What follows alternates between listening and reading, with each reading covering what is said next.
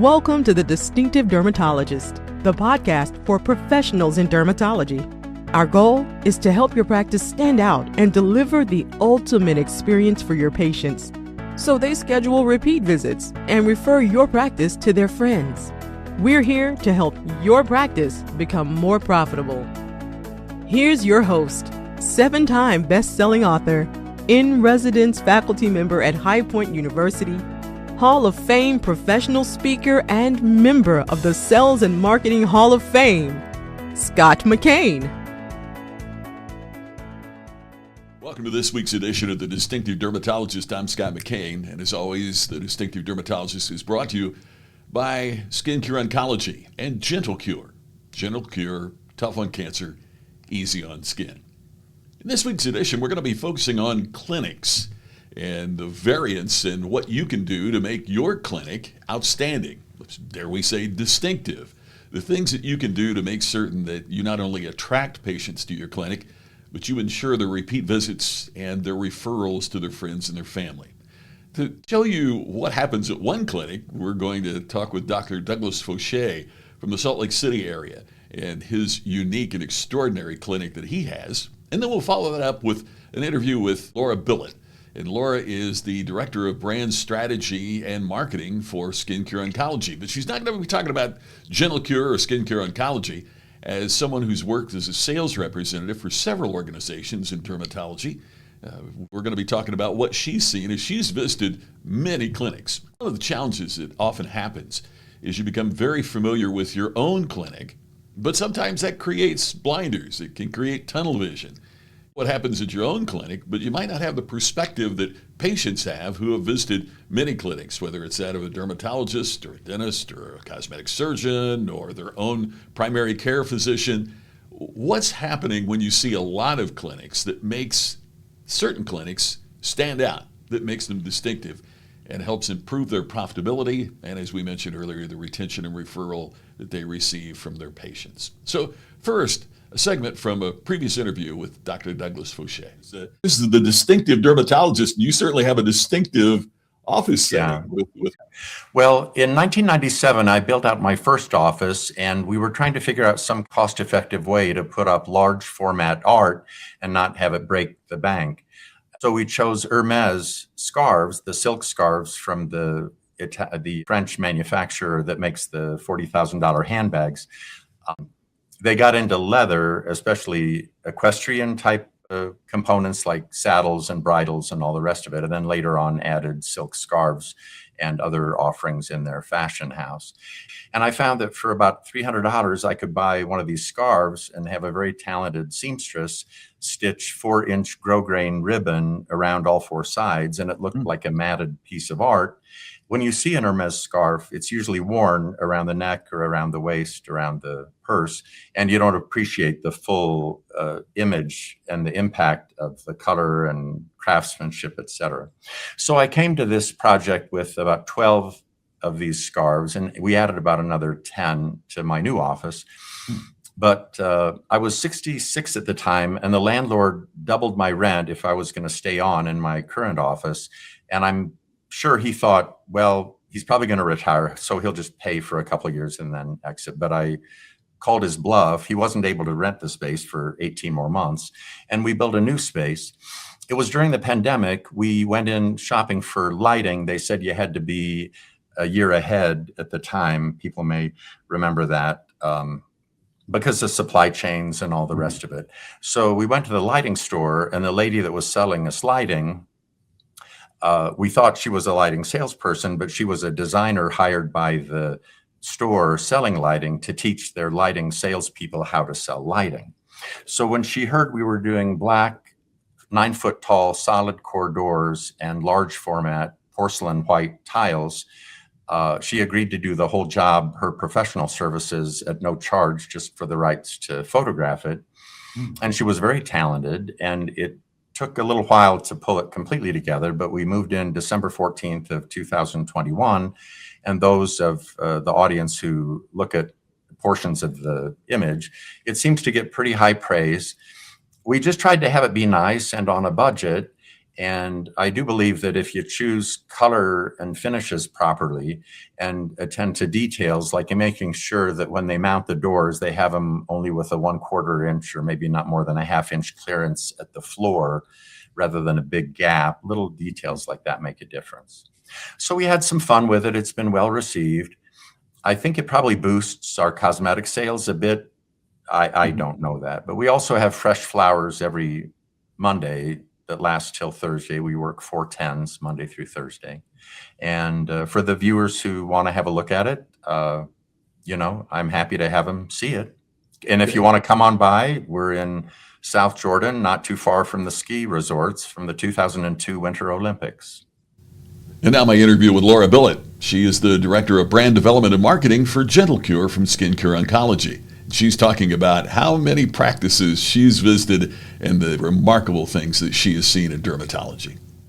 Laura, you have visited dermatology practices all over the country. You have visited more practices than probably most dermatologists will ever see.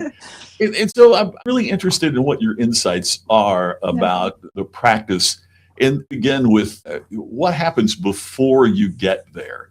What are some of the things that the marketing of the practice leads you to believe before you ever walk in the door? Strong branding. As someone that very much cares about branding right now, it's amazing. You go on a website, you want to, be informed. You want to see pictures of the dermatologist. You want to know information, ease of use. When it comes to utilizing the website, making appointments, text reminders, technology these days is incredible. And so the doctors that are embracing it, making it easier for patients to come in and see them is really been a game changer in a lot of derm practices.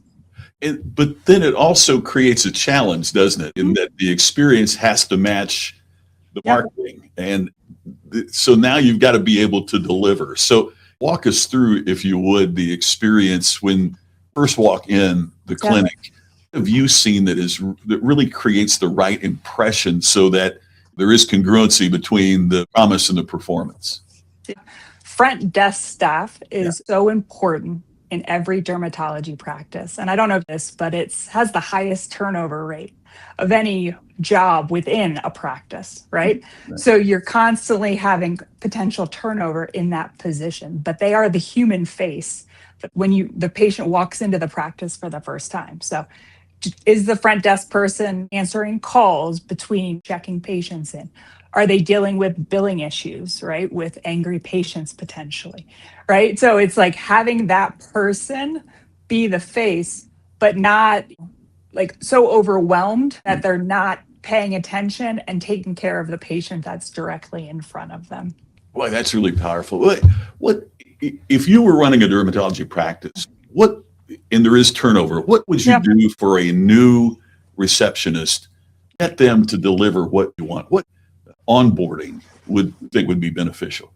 I think it's making sure that whatever the front desk is handling is appropriate, that any patient sitting in the waiting room will have access to, right? So if they're on the phone answering questions, right, you need to make sure that they are trained and they are knowledgeable, because everyone else that's sitting in that waiting room is going to hear that, right? But then also having a good idea of all of the other roles that go into a practice, right? Because we talk a lot about retention and career paths. And so, yes, a person could come in and work the front desk, but you need to be able to show them everything that goes on into the dermatology practice, because you're going to want them to eventually stay, right? Whether they go to school and become an MA or they go to school and become a nurse.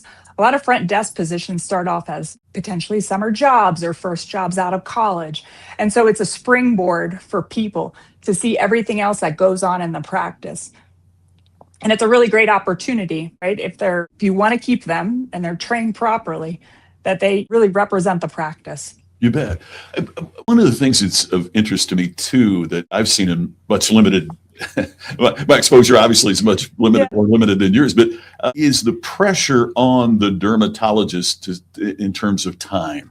So therefore the staff becomes very important, because the patient may not get that much face time with the dermatologist. So what are some of the things that you've seen in terms of how the clinic staff Yep. works with patients to, again, create the experience that the clinic wants. I think that's fair. Some are very militant, right? Yeah. Patients in, patients out. Then you have other dermatologists that want to talk to patients and they'll give patients more time, right? But then they tend to run behind. So it's like a very fine line. Something that's like I find very important is communication, right? The ability to communicate with the practice. From experience, I just went recently and had my annual skin check, right? And I walked out with 2 prescriptions, and I get home and I get them filled, and I get home and I didn't even remember how to use them. Like I didn't remember, right? And so being able to call the practice, get a human, right? Or be able to text the practice with technology these days and have someone answer is becoming more and more important, especially as dermatologists are stretched extremely thin with just the number of patients, the limited number of dermatologists in certain areas, to be able to see their patient load and give every patient the time and give patients time to be able to discuss everything that they need to discuss and feel comfortable leaving that practice. Absolutely. Any specific things that you've seen where it goes off track a little bit? And when it does, what causes that? I'll give you a quick example. The dermatologist that I went to in a city where I used to live leave you in the waiting room, and they were always late.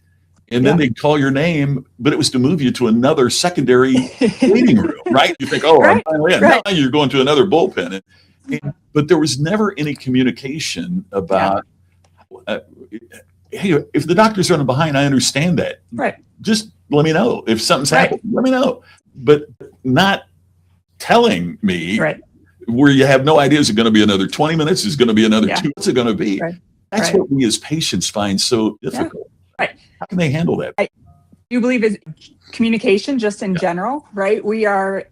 Society as a whole right now just is constantly flooded with information. We are so used to getting everything that we need, whether it's in our cell phone, right, or our computer. So when there is a lull and you're just sitting in the waiting room and you're just like, no one's communicating with me, it can become increasingly frustrating. And then you get put into a secondary waiting room. So again, from the marketing perspective, making sure that if a patient's going to be sitting there for a while, that you're educating patients on different services you offer, whether through a TV screen, maybe some reading material in the waiting room. A lot of times they're just going to be on their phone these days. But whether sending them a text, they could be in your waiting room and there could still be a text. Hey, doctor is finishing with the patient right now and you'll be the next patient called back. How great would that make you feel? Instead of just sitting there not knowing whether it's going to be 5 to 20 minutes that the doctor is wrapping up and you're going to be the next one called back. You make an important point too, because if I want the doctor to spend time with me, it makes me feel better. If they're running behind because they're taking care of patients, that makes me feel better that I'm going to get my shot. But it's just, if you feel ignored, then that's when the problem comes in. We're going to talk with Laura more about what the dermatologist can do to make a better experience right after this from our sponsor, SkinCure from SkinCure Oncology. I was only 23 when I was first diagnosed with non-melanoma skin cancer. 40 years later, I've had almost 20 Mohs surgeries. I had just accepted that the pain and the scars were going to be part of my life. But when I was diagnosed with 2 basal cells on my face, I became determined to find an alternative to surgery. If you, like millions of others, are affected by skin cancer, it's important to know that surgery isn't the only option. There's another choice. SkinCure. It sounded like everything that I had been looking for. SkinCure uses low-energy X-rays to kill skin cancer cells with a 99% cure rate. Plus, there's no cutting, no surgical scarring, and no downtime. I'm so glad I did it. It was successful in every way. To learn more, call today or go to SkinCure.com. We're back with Laura. And Laura, okay, we've been talking about the doctors, we've been talking about the clinics and what happens. Let's talk specifically about the dermatologist. What are some of the things that you've seen that dermatologists do in your extensive experience in visiting dermatology clinics? What's some of the things that you've seen that dermatologists have done that really make a difference for their patients? It's interesting. I've been in dermatology and plastic surgery on the external sales side for about 12 years. And I actually started more on the plastic surgery side and then moved into dermatology. Things that dermatologists I find could be doing better is seeking out new technology. I have found that, again, just my experience, my call points, plastic surgeons always wanted to know what is the latest, what is the greatest, what is new, how can I best serve my patients, right? Because they're an extremely competitive market, right? Cash pay business, right? Dermatologists sometimes I have found get stuck. This is what I learned in residency. This is what I'm comfortable doing.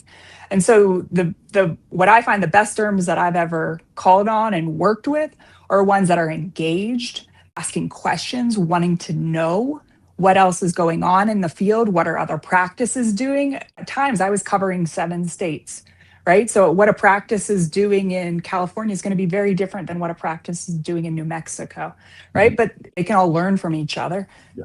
And so it's just that communication, right? Having good relationships with reps, especially because the reps are seeing everything. It's funny you mentioned that because we were talking about one of the previous interviews I did with the dermatologist. She was talking about her inspiration, who was a plastic surgeon. Total coincidence, it's a great friend of mine.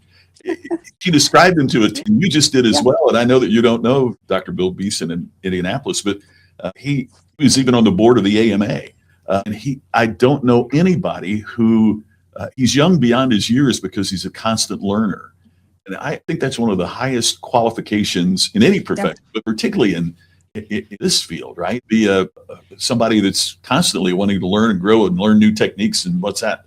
It's patients we hope that. I don't want my dermatologist using practices from the 80s.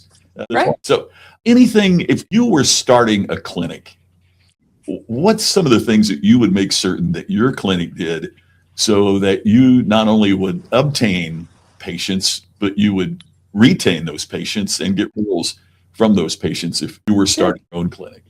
Well, just to bring the conversation full circle, modern technology, right? I want a derm that's using, again, whatever the latest and greatest. Good communication, making sure that everything from ease of use to making an appointment to being able to talk with an actual human when needed, appointment reminders, all of that. Yeah. Strong branding, right? I've been in some clinics where every single MA and nurse and mid-level and physician are all in the same color scrubs, right? And they're all branded, right? With the logo of the practice, that strong branding. It was almost militant, like Mondays they wore black, Tuesdays they wore blue, but it was, you could feel the camaraderie between all of the staff members that they had a mission, right? To serve their patients, but with good branding, and it was memorable. And then again, just hiring, but that front desk staff, I find it to be one of the most important things. And I've always found that everything rolls downhill in a dermatology practice. And unfortunately, the front desk staff is at the bottom of the hill, right? So if you have a fantastic doctor, right, who treats the staff good, you're going to have a front desk person that greets you with a smile and have good communication skills. But the opposite can also be true. Right? If the doctor's having a bad day, you might not be greeted the nicest when you walk into that practice. So just making sure that front desk person, again, feels part of the community, but that is treated with respect. And again, because they are the face, they are the first human face that every patient is going to interact with. That's such a great point. And it struck me when you were saying that too, Laura, that people think about branding and they think about marketing. There's nothing that you said is going to break the bank. No. Right? It's just having the foresight to say, okay, we're going to wear the same color scrub. And we're going to do it on that. It's not that you're breaking the bank in terms of some major marketing campaign, but gosh, it just speaks volumes to the patients when they see that. When you walk in and it's just clean, right? Everyone's in the same color, right? And everyone has their practice logo on it. They're wearing scrubs anyways. And even if you just have one color, but it was very memorable to be in a practice and there was a calendar. And everyone wore the same color scrubs and they were different colors on different days. That's very cool. Anything else that you'd like to say before we wrap up for today? I really appreciate all your insight. Happy to be here. No, it's been an honor to be able to call on all of these practices all over the country. I've seen some incredible practices. I feel extremely privileged. I know that you met with Dr. Forsha recently. His practice is incredibly ornate. right? I've been to a practice, Scottsdale Skin Boutique in Scottsdale, Arizona. It's like walking into an art gallery. Yeah. There's memorable drives, just getting to practices. So there's a practice in Hawaii, Mahinaki Eleo, right? And you're in the exam room and you're looking out at the ocean. It's just so. I think I need to schedule a visit there. I don't know. Man, just do research. I'm going to call it research. That's great. It's like every practice is a different experience, right? There's no one way to run a practice. There is something to be said about all of those points again, between technology and communication and branding and front desk staff, that just make it a great experience from a rep perspective, from a patient perspective, and even like an employee perspective, right? Taking pride in that. So that's perfect. Thank you for having me. Thank you, Laura. I appreciate it. Our thanks to Dr. Douglas Forsha and to Laura Billet for being our guests on this week's edition of the Distinctive Dermatologist. I'm Scott McKain. Thanks to our sponsor, GentleCure by SkinCure Oncology. And we'll see you next week on the next edition of the Distinctive Dermatologist. Thanks for listening, and join us next time for the Distinctive Dermatologist with Scott McKain.